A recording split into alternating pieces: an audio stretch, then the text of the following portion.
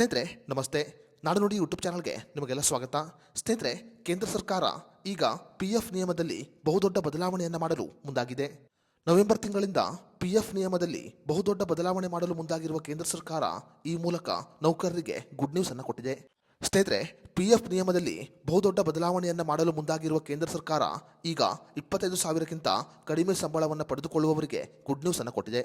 ಹಾಗಾದರೆ 25,000ಕ್ಕಿಂತ ಕಡಿಮೆ ಸಂಬಳವನ್ನು ಪಡೆದುಕೊಳ್ಳುವ ನೌಕರರಿಗೆ ಕೇಂದ್ರ ಸರ್ಕಾರ ನೀಡಿರುವ ಗುಡ್ ನ್ಯೂಸ್ ಏನು ಅನ್ನೋದರ ಬಗ್ಗೆ ಸಂಪೂರ್ಣ ಮಾಹಿತಿಯನ್ನು ಈ ವಿಡಿಯೋದಲ್ಲಿ ನಾವು ನಿಮಗೆ ತಿಳಿಸಿಕೊಡ್ತೀವಿ. ವಿಡಿಯೋ ತುಂಬ ಇನ್ಫಾರ್ಮೇಟಿವ್ ಆಗಿದೆ, ಎಲ್ಲೂ ಸ್ಕಿಪ್ ಮಾಡಿದೆ ನೋಡಿ. ಹಾಗೂ ಈ ಮಾಹಿತಿಯನ್ನು ಪ್ರತಿಯೊಬ್ಬ ನೌಕರರಿಗೆ ಶೇರ್ ಮಾಡಿ. ಸ್ನೇಹಿತರೆ, ಈ ಹಿಂದೆ PF ಹಣವನ್ನು ಪಡೆದುಕೊಳ್ಳಲು ಒಬ್ಬ ನೌಕರ ಕನಿಷ್ಠ ಅಂದರೂ 15,000 ರೂಪಾಯಿ ಸಂಬಳವನ್ನು ಪಡೆದುಕೊಳ್ಳಬೇಕಾಗಿತ್ತು. ಆದರೆ ಈಗ ಕೇಂದ್ರ ಸರ್ಕಾರ ಅದರ ಮಿತಿಯನ್ನು 25,000ಕ್ಕೆ ಏರಿಕೆ ಮಾಡಲು ಮುಂದಾಗಿದೆ. ಇನ್ನು ಮುಂದೆ ಒಬ್ಬ ನೌಕರ ಕನಿಷ್ಠವಾಗಿ 25,000 ರೂಪಾಯಿ ಸಂಬಳವನ್ನು ಪಡೆದುಕೊಂಡರೆ ಮಾತ್ರ ಆತನ ಸಂಬಳದಲ್ಲಿ PF ಹಣವನ್ನು ಕಟ್ ಮಾಡಲಾಗುತ್ತೆ. 15,000ವಿದ್ದ PF ಮಿತಿಯನ್ನು ಈಗ 25,000ಕ್ಕೆ ಏರಿಕೆ ಮಾಡಲು ಕೇಂದ್ರ ಸರ್ಕಾರ ಮುಂದಾಗಿದೆ. PF ಮಿತಿಯನ್ನು ಮತ್ತೆ 10,000ಕ್ಕೆ ಏರಿಕೆ ಮಾಡಿರುವುದು ಅದೆಷ್ಟೋ ನೌಕರರ ಸಂತಸಕ್ಕೆ ಕಾರಣವಾಗಿದೆ. ಕೇಂದ್ರ ಸರ್ಕಾರ ನೀಡಿರುವ ಮಾಹಿತಿಯ ಪ್ರಕಾರ ಸುಮಾರು 1 ಕೋಟಿಗಿಂತ ಹೆಚ್ಚಿನ ನೌಕರರು ಇದರ ಸೇವೆಯನ್ನು ಪಡೆದುಕೊಳ್ಳುತ್ತಾರೆ.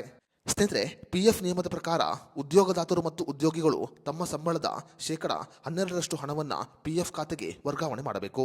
ಸ್ನೇಹಿತರೆ, ಸಾಮಾಜಿಕ ಭದ್ರತಾ ವ್ಯಾಪ್ತಿಯನ್ನು ವಿಸ್ತರಣೆ ಮಾಡಲು ಮತ್ತು ಪ್ರಸ್ತುತ ವೇತನ ಮಟ್ಟಗಳೊಂದಿಗೆ ಮಿತಿಯನ್ನು ಹೊಂದಿಸಲು PF ವೇತನವನ್ನು ಈಗ 15,000ದಿಂದ 25,000ಕ್ಕೆ ಏರಿಕೆ ಮಾಡಲಾಗಿದೆ.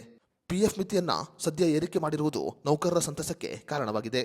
ಸ್ನೇಹಿತರೆ, PF ಮಿತಿಯನ್ನು ಏರಿಕೆ ಮಾಡಿರುವುದರ ಬಗ್ಗೆ ನಿಮ್ಮ ಅನಿಸಿಕೆ ಅಭಿಪ್ರಾಯವನ್ನು ನಮಗೆ ಕಮೆಂಟ್ ಬಾಕ್ಸ್ನಲ್ಲಿ ತಿಳಿಸಿ.